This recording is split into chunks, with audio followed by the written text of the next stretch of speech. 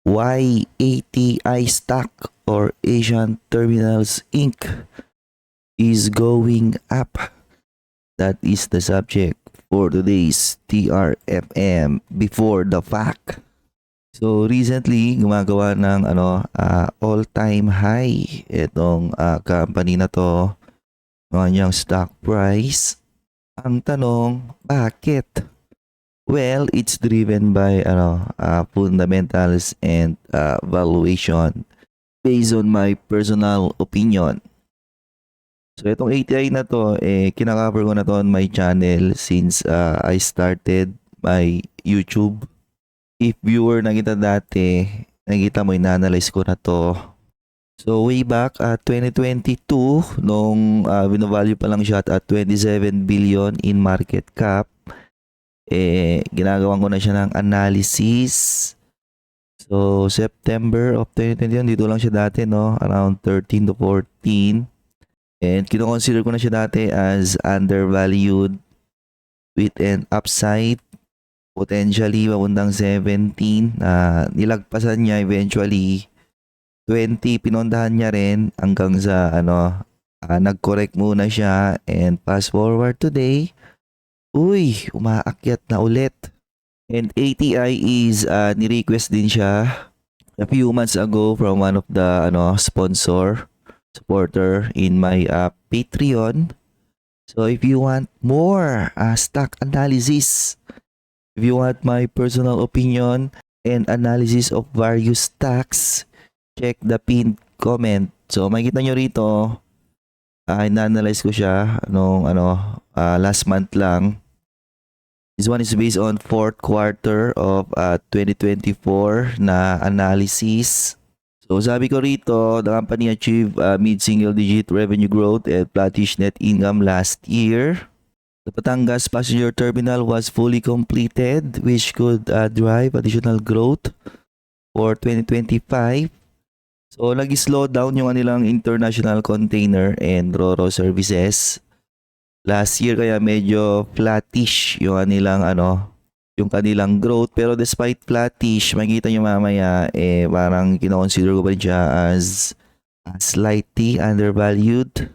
So cheapness, trade siya at a lower PE based on crude metric valuation.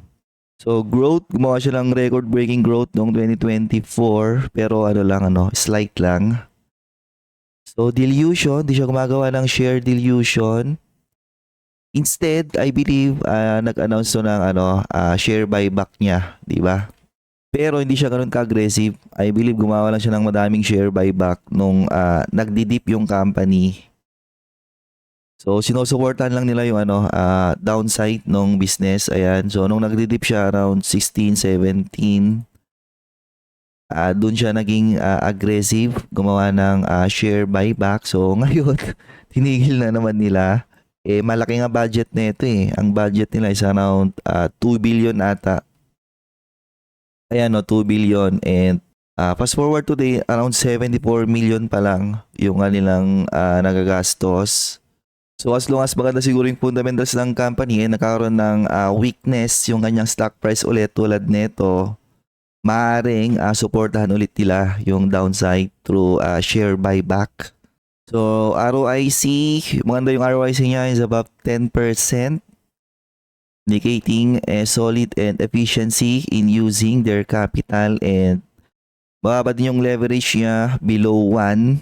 So hindi siya mahilig umutang to fund its operation and to improve its asset, expand for potential growth driver.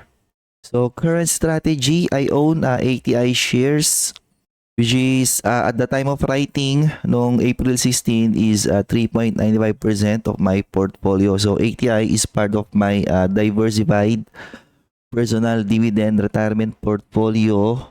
So as of today, siguro sa mga dahilan why I am outperforming PSEI, or better yet, FMETF by more than 11% year to date. I am comfortable with this position for now, considering it is a solid stock with good fundamentals. So ATI is a typical company lang, no? Boring, wala ganong Siguro wala ganong excitement kasi it's a traditional business. Ang meron lang siya is yun nga, solid fundamentals and potentially undervalued. I will monitor the company this year to assess the impact of Trump tariff on its operation.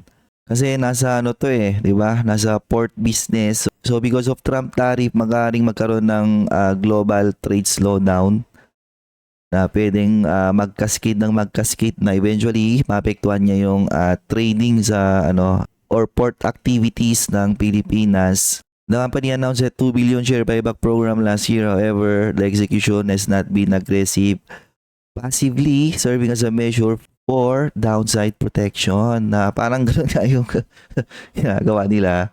Nasa ngayon, madaming cash tong business na to. I think pwede silang gumawa ng share buyback para patasin yung kanilang stock price kung gusto nila. Okay. Na madaming company sa US, ganun yung ginagawa Ang share buyback sa US, hindi lang siya for downside protection. Kapag sobra-sobra yung cash nila, ginagamit nila yun para i-pump yung stock price nila. Okay? So, risk na nakita ko sa business at the time of writing is yung Trump tariff lang, potential trade slowdown. Na sa ngayon, di pa nagmamaterialize. I think possible ba sa second half? We'll see. Kasi nag-report na to ng first quarter na makikita nyo mamaya, maganda yung tinatakbo pa rin ng business. The stock is trading at a bargain price and with a conservative flat growth assumption. My fair value estimate is at 22. So April this year, nandito lang siya no, 19. So April 22, tama, nandito lang siya no, around below 20. And para sa akin, undervalued siya. 22 pesos is my bargain price. So, diba? Tinuhog niya, no? And then, kapag nag-grow ulit sila, mid-single digit, the fair value could reach 29 pesos. Diba? So, maaaring di ba pala to tapos gumawa ng all-time high. And another thing na attractive sa business na to is mga yung kanyang binibigay na dividend yield, which is nung April 16, dividend yield of 7.94% or 3 billion in payout na still below the company's reported earnings and cash flows for the full year of 2024. And sabi ko dyan, I anticipate the dividends will remain flat or see a slight increase this year. Kasi nga, medyo flattish yung performance nila noong 2024. So, nag-declare to ng dividend rate recently. And ngayon nga, pag pinagsama mo to, flattish nga lang siya compared to last year. Ngayon, eto malupit dyan. Okay? So, nag-report to na niyang first quarter recently. And I think mayroon siyang malaking surprise sa kanyang growth, no? So bigla siyang nag-grow from 3.4 naging 4.7 and yung kanyang profitability from 752 halos na doble into 1.4 billion. So what if, 'di ba, biglang mag-continue yung momentum niya na to for 2025? Ilan na kayo magiging fair value neto? So for all of those supporter and sponsor of my channel, na-update ko na yung aking one-pager analysis based on first quarter of 2025. Pwede nyong silipin. Ngayon, ito na yung kanilang results of operation 3 months ended March 31. Nag-increase yung activities na nilang South Harbor International, okay? And Batangas Container Terminal. So, nag-slow down tong dalawang to last year. So, ngayon, nag-pick up na ulit yung kanilang activity. Diba? Higher container volumes grew by 25 and 45% respectively. So, wala pang epekto, it seems, yung Trump tariff.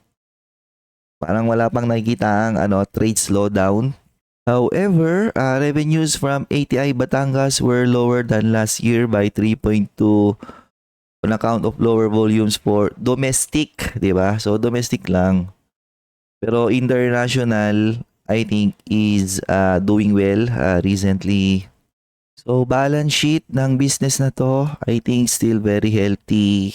12.2 versus 4.5. And yung kanyang current asset or liquid asset is almost similar sa kanyang total liabilities. And very minimal yung debt obligations ng business na to. And still a very cash flowing business. So sabi ko kanina, if the company can sustain a mid-single digit growth at 29 pesos.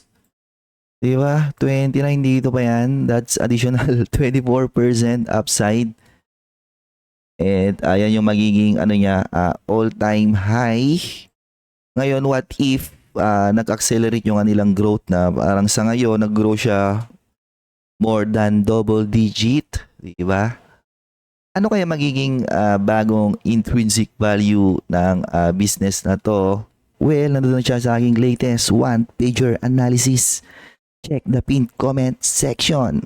So for now, I'm very optimistic sa stock na to at least hanggang second quarter siguro. Sa second half, we'll see no kung may epekto ba talaga yung Trump tariff. Kung magre-reduce ng trading volume yung iba't ibang bansa. Ano kasi yan cascading effect yan 'di ba? Tulad nung nangyari nung COVID. Meanwhile, kapag nag-correct naman to, we'll see kung mag-appear ulit yung kanilang share buyback program to protect the downside. Kasi why not? I think the company is still undervalued and with healthy fundamentals.